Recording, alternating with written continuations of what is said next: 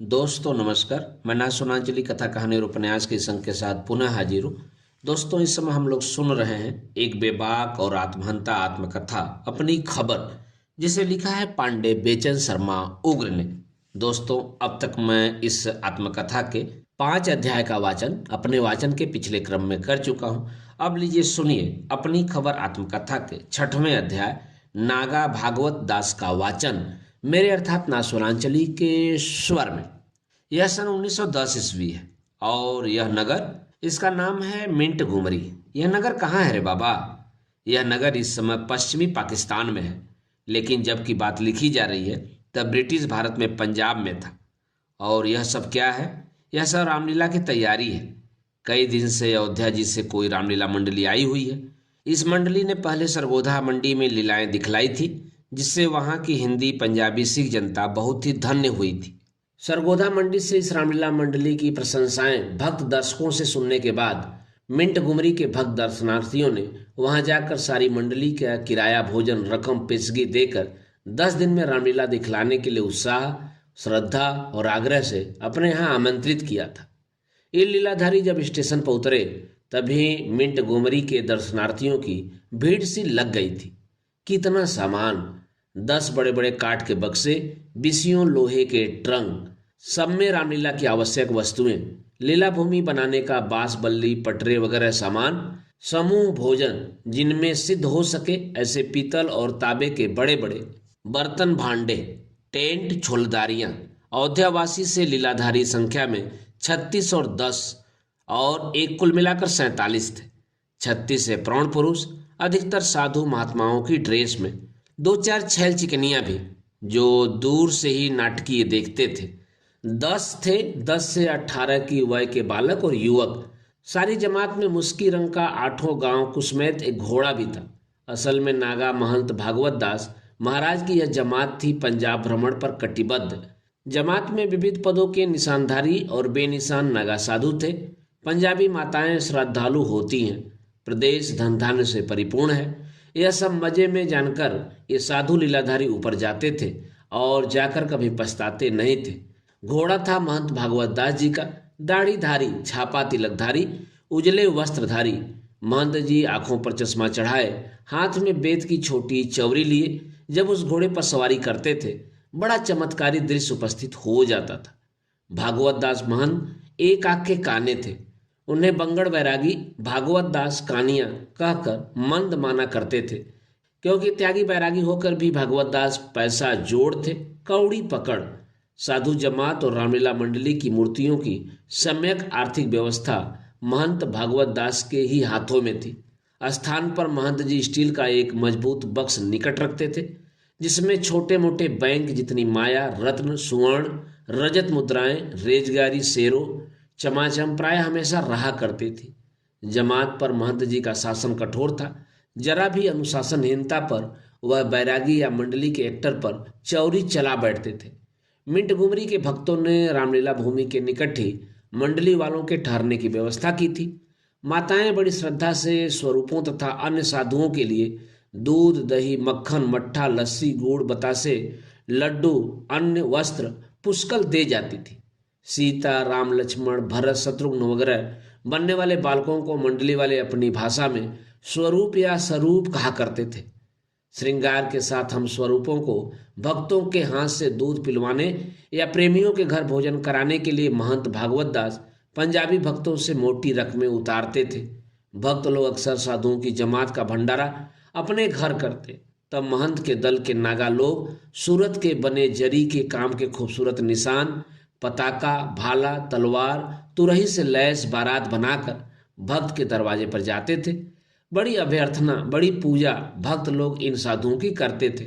फिर पंगत बैठती थी, यानी जमात भोजन पाने बैठती। माल, मलाई, मिठाइयाँ, मालपुए, तरह तरह की सब्जियाँ जिन्हें साधु लोग साग नाम से भजते थे, परोसी जाती। फिर एक मुख्य साधु पंगत में टहल टहल कर जय बोलने बुलाने लगता, यानी वह बोलता नाम, दूसरे बोलते जय। चारों धाम की जय, सातों समुद्र की जय, सातों पुरियों की जय, श्री हनुमान जी की जय, श्री सुग्रीव जी की जय, श्री अंगद जी की जय। यह जय जय घोष कभी कभी तो पूरे 1 घंटे तक होता, जिसमें महंत के गुरु की तथा स्वयं महंत भगवत दास की जय भी पुकारी जाती थी। महंत की आज्ञा से जमात को सादर भोजन देने वाले भक्त के नाम की जय भी बुलवाई जाती। मालपुए ठंडे हो जाते, मलाई पर माखी भिनकने लगती, बढ़िया से बढ़िया बना हुआ सालन भी इस घंटे भर की जयबाजी में ठंडा पड़कर सचमुच साग बन जाता था। जय बोलते बोलते मारे थकावट और भूख के मुझे तो नींद आने लगती थी। किसी एक दिन की बात, उस दिन धनुष यज्ञ और लक्ष्मण परशुराम संवाद की लीला होने वाली थी। मंडली वाले मेकअप रूम या ग्रीन रूम को श्रृंगार घर कहते थे।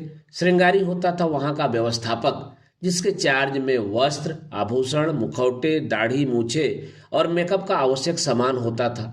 हम स्वरूपों के चेहरों पर मुर्दा शंख और लाल सिमरिक के रंग बकायदे चढ़ाने के बाद गालों और माथे पर चमकती डाक और सितारों से गोद के सहारे वह श्रृंगार करता, फूल या मछली बनाता।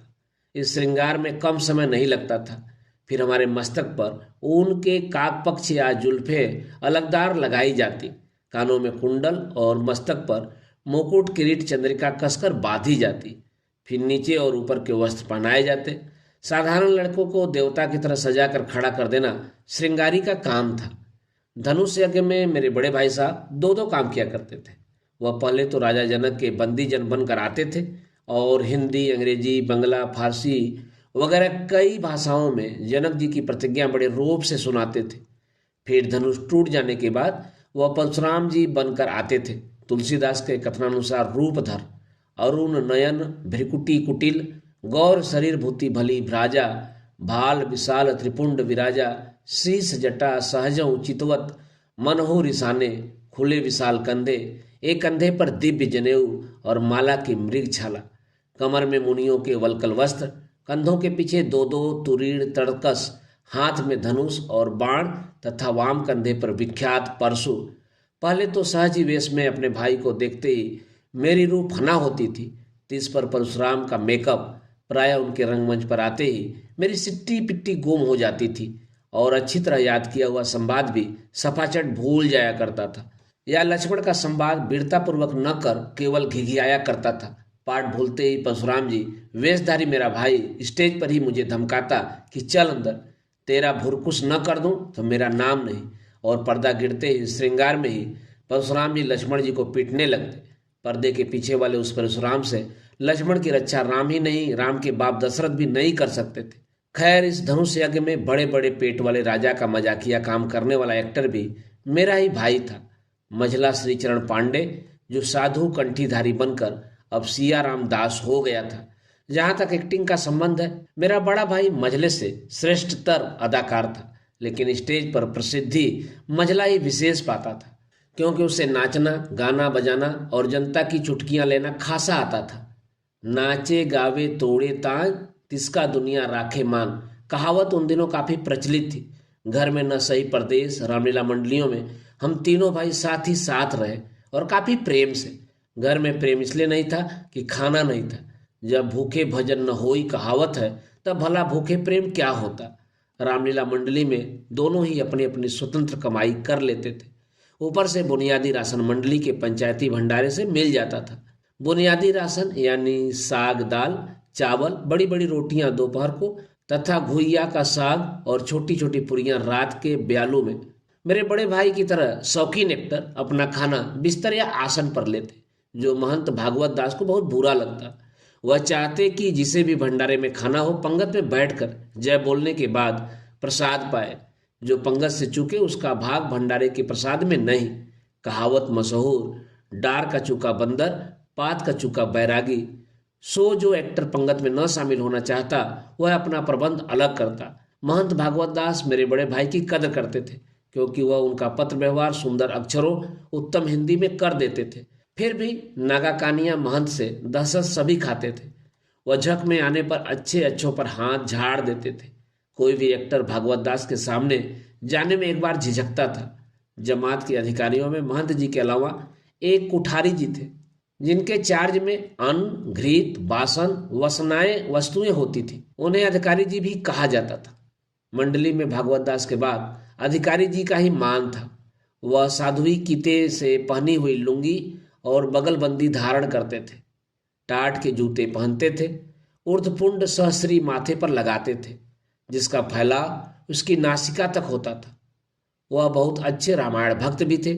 श्रृंगारी की तारीफ आप सुन ही चुके हैं। कुठारी श्रृंगारी के बाद भंडारी जी ही थे, जिनके हाथ में सारा भोजन भंडारा होता था। भंडारी अक्सर उसी नागा साधु को बनाया जाता था जिसमें आवश्यकता पड़ने पर 100-125 मूर्तियों के पाने या खाने योग्य प्रसाद अकेले तैयार करने की क्षमता होती थी। वैसे साधारणतः उसको सहायक साधु स्वयंसेवक सुलभ रहा करते थे। मंडली की हर मूर्ति का आवश्यक कर्तव्य माना जाता था भंडारी की हर तरह से सहायता करना, साग अमनिया करना, पुष्कल आटा गूंथना, ईंधन की लक्कड़ चीरना, जल जुटाना और सबके ऊपर भोजन के बाद बड़े बड़े कड़े जले बर्तन मांजना, चमाचम मजे बासनों को कानिया भागवत दास आग पर सोने के फ्रेम के चश्मे चढ़ाकर देखते और जरा भी मलिनता या मल मिलते ही माजने वाले बैरागी को चौरी मढ़े बेर से मारते मारते आदमी से टट्टू बना देते थे। इन्हीं सब फजीहतों दिक्कतों से बचने के लिए मेरे भाई जैसे शौकीन अपना खाना अलग बनाते थे। इससे इनको प्याज लहसुन वगैरह की सुविधा भी मिल जाती थी, जो नगांव के भंडारों में असंभव थी। ऐसे लोगों का जमात के विधान से स्वतंत्र आचरण महंत भागवत दास को भला नहीं लगता था। फिर भी नान बैरागियों को इतनी आज़ादी वह दे ही देते थे। महंत भागवत दास हिम्मत वाले जीवट वाले साधु महात्मा थे। तभी तो सन 1910 ईस्वी में सीमांत प्रदेश के विख्यात शहर बन्नू में जाकर रामलीला दिखाने की जुर्रत की उन्होंने। उन दिनों बन्नू तक रेल लाइन तैयार नहीं हो पाई थी। मिंट गुमरी से कोहाट पहुंच वहां से तांगा से शायद 2 दिन की यात्रा के बाद मंडली बन्नू पहुंची थी। तागे दिन में चलते और सायंकाल किसी डेरा या खेल पर विश्राम करते। निशानेबाज खूंखार सरहदी डाकुओं का बड़ा भय था। मुझे याद है बन्नू की राह की किसी सराय में घोड़े की लीद भरी कोठरी में सोना। मुझे मजे में याद है शौच के लिए पहाड़ियों में जाने पर किसी महाभयानक पठान को देखते ही बिना निपटे ही भाग आना। मुझे बतलाया गया था कि सरहदी बदमाश लड़कों को खास तौर पर पकड़कर ले जाते हैं। बन्नू पहुंचने पर भी शहर देखने घूमने फिरने बड़े लोग ही जा पाते थे। हम लड़के तो उसी अहाते में बंद रखे जाते जिसमें रात को फाटक बंद कर केवल 100-200 हिंदुओं की उपस्थिति में रामलीला दिखाई जाती थी।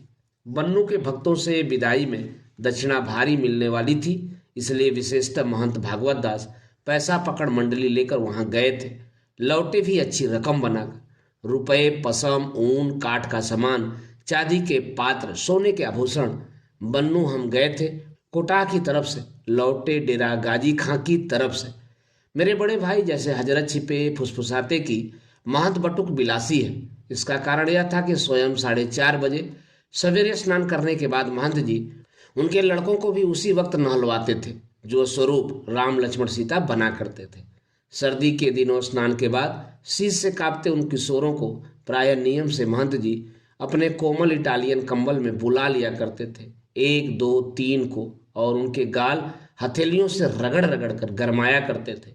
मेरे मत से यह क्रोधी कठोर स्वभावी महंत का महज निर्विकार कोमल पक्ष था। महंत भागवत दास सिद्धांत और लंगोट के सच्चे थे। बन्नू में अनेक सरहदी सौगात संग्रह करने के कारण बड़े भाई और मैं इसके बाद घर यानी चुनार लौट आए। हमारे आग्रह करने पर भी माता के लिए भी मजले साहब ने मंडली छोड़कर चुनार आना स्वीकार नहीं किया। दोस्तों, अभी आप सुन रहे थे आत्मकथा अपनी खबर के 6वें अध्याय नागा भागवत दास का वाचन मेरे अर्थात नासुरांचली के स्वर में। अब ये सुनिए आत्मकथा अपनी खबर के 7वें अध्याय राम मनोहर दास का वाचन मेरे अर्थात नासुरांचली के स्वर में। महंत भागवत दास कानिया की नागा जमात के साथ मैंने पंजाब और नॉर्थ वेस्ट फ्रंटियर प्रोविंस का लीला भ्रमण किया। अमृतसर, लाहौर, सरगोधा मंडी, चूहड़, कांड़ा, पिंड, दादन खां, मिंट गुमरी, कोहाट और बन्नू तक रामलीलाओं में अपने राम स्वरूप की हैसियत से शिरकत करते थे। यह सब सन 1911-12 ईस्वी की बात होगी। मेरा ख्याल है उन्हीं दोनों वर्षों में कभी दिल्ली में वायसराय लॉर्ड हार्डिंग पर भी बम भी फेंका गया था। उसकी चर्चा रामलीला मंडलियों में भी कम गरम नहीं रही। फ्रंटियर से चुनार लौटने के बाद शीघ्र ही हम दोनों भाई पुनः अयोध्या जी चले गए थे। इसका खास सबब था चुनार आते ही बड़े भाई साहब का पुनः जुआ जंगाड़ी जमात में जुड़ जाना, जिससे खिस्सा कटते जरा भी देर न लगी। ऋणदाताओं के मारे जब घुटन महसूस करने लगते तभी भाई साहब चुनार छोड़ दिया करते थे। अयोध्या से मंझले भाई श्रीचरण पांडे उर्फ सिया रामदास ने पत्र दिया था कि वह इन दिनों महंत राम मनोहर दास की मंडली में है। महंत जी मालदार हैं, साथ ही भागवत दास कानिया से कहीं उदार। एक्टरों की तनख्वाहें पुष्ट तुष्टिकारक है। मंझले ने बड़े भाई से आग्रह किया था कि वह भी राम मनोहर दास की मंडली में आ जाए, सो हम भी जा पहुंचे। राम मनोहर दास की मंडली के साथ मैंने सीपी के कुछ नगरों तथा यूपी के अनेक नगरों का भ्रमण किया। मेरा काम था रामलीला में सीता और लक्ष्मण बनना। इस तरह अयोध्या, फैजाबाद, बाराबंकी, प्रतापगढ़, दलीपपुर, अलीगढ़, बुलंदशहर, मेरठ, दिल्ली, दमोह, सागर, गढ़ाकोटा, कटनी आदि स्थानों में रामलीला का स्वरूप बनकर 11-12 साल की उम्र में बनदेखा ने सहस्त्र सहस्त्र नर नारियों के चरण पुजवाए हैं। इससे पूर्व ये ही चरण पंजाब और सीमा प्रांत के मंडी नगरों में भी पब्लिक द्वारा परम प्रसन्नतापूर्वक पूजे जा चुके थे।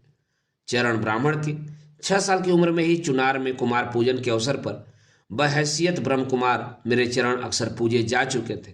ब्राह्मण ने कैसा रंग समाज पर बांध रखा था। भीख लेता था तनकर, दान देते समय दानी भिखारी के चेहरे नहीं चरणों की तरफ देखता था। राम मनोहर दास की मंडली का सारा रंग ढंग कमोवेश वही था जो भागवत दास की मंडली का।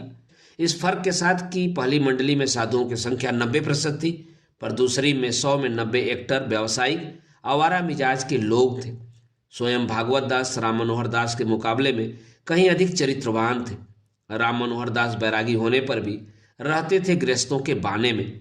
पहनते थे कुर्ता, कमीज, धोती, कोट, मोटे चश्मे, काली दाढ़ी, अल्बर्ट कट, देह गुट्ठल, चेहरे पर बाईं तरफ नाक के निकट बड़ा सा मस्सा। राम मनोहर दास मैनेजर अच्छे थे। उनकी मंडली अधिक उत्तम ढंग से रामलीलाएं दिखाती थी, लेकिन लंगोट के वह कच्चे थे, भद्दे ढंग से। वह किसी न किसी सुंदर स्वरूप पर रीझ कर पहले सोने के घने से उसे लाद देते, अर्थात दे नहीं डालते, केवल पहनने की सहूलियत देते। फिर उसी को लोहे के कैश बॉक्स की कुंजी भी दे देते। सेक्रेटरी और शिष्य के बीच के काम उसे इतना लेते कि अक्सर थक कर वह उन्हीं के गुदगुदे गदेले पर रात काट देता था और सवेरे मंडली वालों में अनैतिक खानाफूसी चलती। फिर भी वातावरण ऐसा था कि स्वरूप मंडली के सभी बालक मन ही मन महंत राम मनोहर दास की कृपा के आकांक्षी रहते थे। एक बार यह प्रकट हो जाने पर भी कि अमुक स्वरूप महंत से बिलट गया, मंडली के दूसरे मंचले अधिकारी, भंडारी, श्रृंगारी, लीलाधारी भी मौके में मौके उस पर जरूर लपकते। फलतः स्वरूप को कुरूप बनने में कुछ भी देर न लगती। मैं बच जाता था इन दुष्ट लीलाधारियों से, अपने 2 बड़े भाइयों के सबब, जो तेजस्वी, अदाकार और तगड़े जवान थे। ऐसा कहना बनना होगा, जो मेरी बान नहीं, बाना भी नहीं। असल में स्वरूपों यानी लड़कों के रहने सोने का प्रबंध अलग ही हुआ करता था और मैं सोता था स्वरूपों में ही। नतीजा यह होता था कि बड़ों द्वारा कुरूप बना हुआ स्वरूप बेहिचक रूप की निहायत नंगी परिभाषा भोले संगियों को पढ़ाता था, यानी खरबूजे से खरबूजा रंग पकड़ता ही था। इस तरह राम मनोहर दास की राम मंडली जबरदस्त पाप पार्टी भी थी। मेरा ख्याल है इस क्या है, इसका पता मुझे इसी मंडली में 12 साल की वय में लग गया था। 12 साल की उम्र में मैं 17 साल की एक अभिरामा श्यामा पर ऐसा आशिक हो गया था कि सीने में जैसे कोई दिल को मला करे है का अनुभव मुझे तभी हो गया था। उस सुंदरी के लिए मैं सारा दिन बेचैन रहा करता था कि कब रात हो, कब उसके मादक स्वादक मयंक मुख के दर्शन हो। मेरा प्रथम और अंतिम प्रेम भी वही था। उसके बाद जो मामले हुए उसी शाश्वत साहित्य के संक्षिप्त सस्ते संस्करण मात्र थे। हाँ, तो लीला बाराबंकी में दिखाई जा रही थी। प्रोग्राम 1 मास तक का था। लीला भूमि में महिलाओं के बैठने का प्रबंध लीला मंच के बहुत ही निकट था। उन्हीं में से वह 17 साली निराली ब्यूटी वाली कमल लोचना भी गैस लाइट में प्रफुल्लित नजर आती थी। उसी कामनी में कुछ देखने काबिल भी था। यह मैंने जाना मंडली के दिलफेक एक्टरों और अपने बड़े भाई को भी उसकी तरफ बार बार देखने के बाद। बाल उत्सुकतावश सीता जी के मेकअप में ही, रंगमंच से ही मैं भी उसे देखता और देखता और देखता। देखती थी वह भी मेरी तरफ, शायद वह भी ताक झाक करने वाली थी। सो मैं देखता ही रहा मंत्रमुग्ध। लेकिन अय्यारों ने डोरे डाल भक्ति भावना में बहका पर्दे के पीछे नजदीक से राम जी के दर्शन कराने के बहाने अंदर ले जा पहले महंत जी से उसका संयोग करा दिया। राम मनोहर दास ने उसको एक महंगी बनारसी साड़ी दी, जिसे उसने भी ले लिया। बस यौवन के जादू का भाव फूल जैसा गया। लेकिन वह वेश्या नहीं थी। उसका पति साल में 10-11 महीने बंबई रहा करता था। सो अमन की महावृष्टि में उसके चलन की क्यारी फूटकर बह चली थी। लेकिन बदमाश लीलाधारियों के चक्र में पड़ते ही 8 ही 10 दिनों में वह भयानक यौन रोगग्रस्त हो गई थी। और संयोगवश इसी बीच उसका पति बंबई से आ गया। शक्की मर्द उसी रात अपनी देवी की देह दशा ताड़ गया। संदिग्ध भाव से घर में और भी कोई प्रमाण तलाशने पर बनारसी साड़ी भी उसके हाथ लगी। सुना इसके बाद वह मर्द कुछ ऐसा उत्तेजित हुआ कि रसोई बनाती रामा रमणी को बाहर घसीट मुंह में कपड़ा ठूस नंगी कर हाथ पांव बांध उसे एक खंभे से बांध दिया। इसके बाद चूहे में लोहे की छड़ लाल करके पिशाच के उल्लास से वह तरुणी का अंग अंग दागने लगा। सारे शहर में कोहराम मच गया। बड़ा हो हल्ला मचा। मरने के पहले उस औरत ने बयान दिया था कि उसे रामलीला वालों ने बर्बाद किया है। लेकिन महंत राम मनोहर दास बड़े काहियाँ थे। जहाँ भी मंडली जाती पहले वहाँ की पुलिस से ही प्रेम बढ़ाते थे। फिर राम का बलवान नाम लीलाधारियों के साथ था। साथ ही वह आदमी कोई बड़ा आदमी नहीं था। सारा दोष उसी के माथे मढ़ा जाता। पाखंडी लीला वाले फिर भी पूजते रहे। औरत अस्पताल में मर गई थी। यह सब सुनकर पुलिस से प्रेम होने पर भी महंत राम मनोहर दास मन ही मन डरे। साथ ही कंपनी के अन्य छिपे रुस्तम भी प्रकंपित हो उठे। फलतः एन केन प्रकारेण प्रोग्राम पूरा कर मनोहर दास मंडली के साथ बाराबंकी से सागर प्रस्थान कर गए। फिर भी मारी जाने मर जाने भस्मीभूत हो जाने के बावजूद बाराबंकी वाली वह बाकी छवि, वह मादक छलकती छाती को छूती अछूती जवानी की हवा मेरे हृदय से न गई और मैं उदास उदास रहने लगा। प्रेत बाधित जैसा मेरी चंचलता कम होने लगी। भीड़ छटने लगी। अब ध्यान होता 17 साल वाली का और 12 साल में बेचैन पांडे होते और बेचैनी होती। ऐसा मचलता मन होता जिसका पता न चलता कि वह आखिर मचल रहा है क्यों। वही उस्ताद का शेर, दिले नादा तुझे हुआ क्या है, आखिर इस दर्द की दवा क्या है। लेकिन मैंने पहले दर्द जाना, दवा के लिए तरसने का रस चखा। गालिब का शेर तो इस वाकया के मुद्दतों बाद मैंने सुना। फिर भी कमाल, सारी गजल दिल को छूने वाली। हम हैं मुश्ताक और वह बेजार। या इलाही माजरा क्या है, ये परी चेहरा लोग कैसे हैं। गम्बा वो इश्क वो अदा क्या है, सब्जा वो गुल कहाँ से आते हैं। अब्र क्या चीज है, हवा क्या है। या इलाही या इलाही या इलाही, ये माजरा क्या है। उसके सर्वनाश पर मेरे सीने में दर्द क्यों हुआ। जो हो वही मेरे सीने में मोहब्बत की आग कुछ ऐसी जगमगा गई जो किसी कदर आज तक मुझे गरमाती तपाती जलाती यानी जिलाती रहती है। और मेरे सलोने सौभाग्य में 12 बरस की ही वय में मोहब्बत बदी थी। उस शायर ने झूठ कहा होगा जिसने कहा मेरा मिजाज लड़कपन से आशिकाना था। लेकिन मैं सच कहता हूँ। कोई पूछ सकता है इसमें मेरा फायदा हुआ या नुकसान। यह सवाल वही करेगा जिसे मोहब्बत के राहो रस्म का इल्म मुतलक न होगा।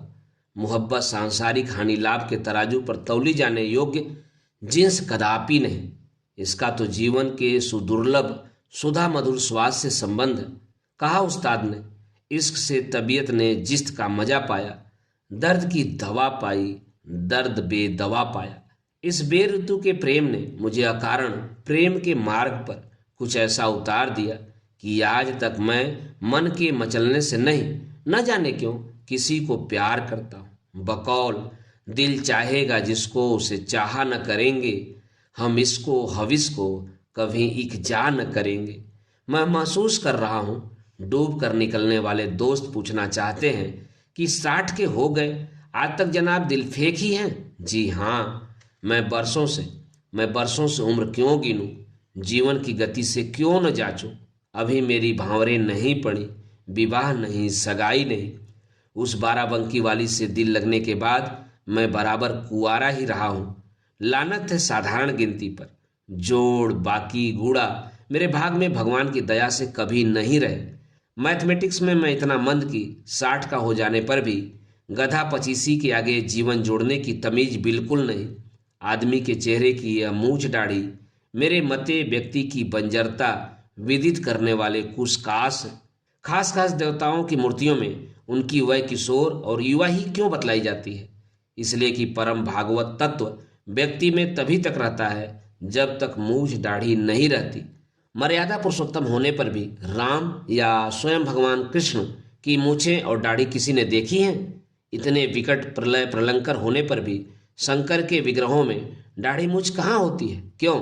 इसका अर्थ यही है कि कोई कृष्ण की तरह अमृत रास करने वाला हो या शंकर की तरह प्रलयंकर तांडव सृष्टि और नाश दोनों ही आदमी के हाथ में तभी तक रहते हैं जब तक उसे मूछ दाढ़ी की दिक्कत दरपेश नहीं आती।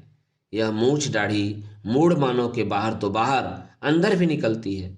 इनमें अंदर वाली को आदमी सावधानी से साफ करता रहे तो बाहर वाली उतनी भयावनी नहीं साबित होती। दोस्तों, अभी आप सुन रहे थे आत्मकथा अपनी खबर के 7वें अध्याय राम मनोहर दास का वाचन मेरे अर्थात नासुनांचली के स्वर में। दोस्तों, आत्मकथा अपनी खबर के आगे के अध्याय को सुनने के लिए आप मेरे साथ जुड़े रहें कथा कहानी और उपन्यास के साथ। धन्यवाद। नमस्कार।